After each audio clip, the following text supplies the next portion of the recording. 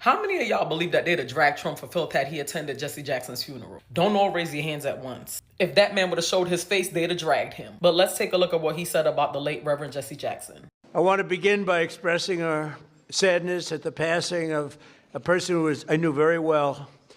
Jesse was a piece of work, I want to tell you. He was a piece of work, but he was a good man. He was a real hero, and I just want to pay my highest respects to Reverend Jesse Jackson. He's a good man. He was actually, as you got to know him, he got better and better all the time. A lot of people, you get to know him, they get worse and worse. Jesse got better and better.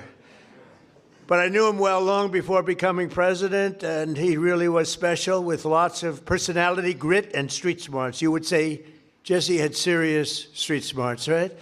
A very important ingredient to life, I will tell you. He was gregarious and someone who truly loved people and a force of nature. He was somebody that we're going to greatly miss. And on behalf of everyone here today, I know you join me in sending our condolences to the entire family.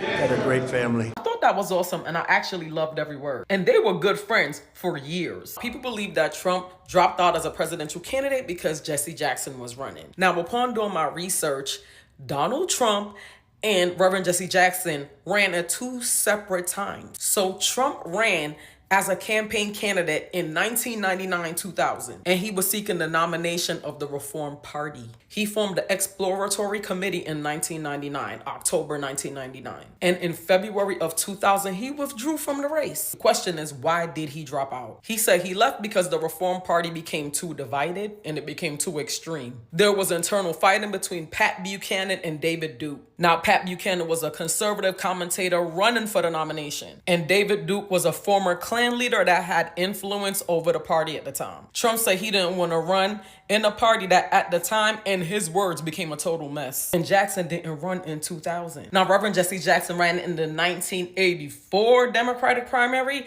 and the 1988 Democratic primary. So those campaigns were over a decade before Trump's Reform Party run. So I know in my previous post, a lot of people were commenting saying it, but I wanted to make sure I did a little digging myself. But take a look at Jesse Jackson speaking highly of Donald Trump. In 84 and 88.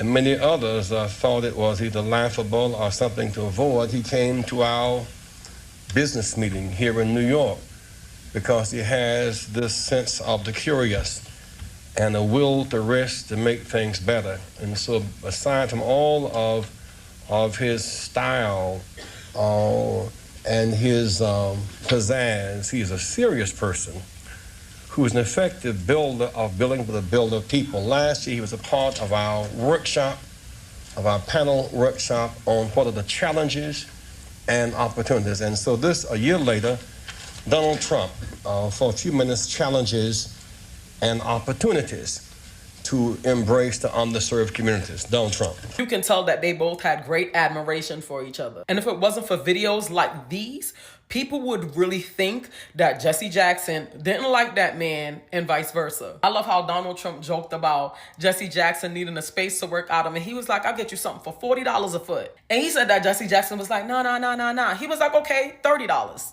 He said that Jesse was like, nah, not even that. He said that Jesse Jackson ended up getting the space for nothing. He said it was the cheapest deal he ever made. And he said, listen, I want some office space in your building on Wall Street because the wall on wall will fall. And I said, it's okay, Jesse, I'll make a good deal with you. I'll get you some space. You'll pay about $40 a foot. And he said, no, I don't want to pay 40. I said, how about 30? No. It was the cheapest deal I ever made in the history of 40 Wall Street. Is that right? He got it for nothing. He's a very tough negotiator. We know that, right? Nah, he's a terrific guy. We love him, and I'm here for him. Like, sometimes we hate the internet, but then you gotta love it because we're able to dig up things and we're able to find the information for ourselves, because I promise you, if it wasn't for these videos or pictures, a lot of people would have you thinking that Jesse Jackson detested Trump. Like, comment, share.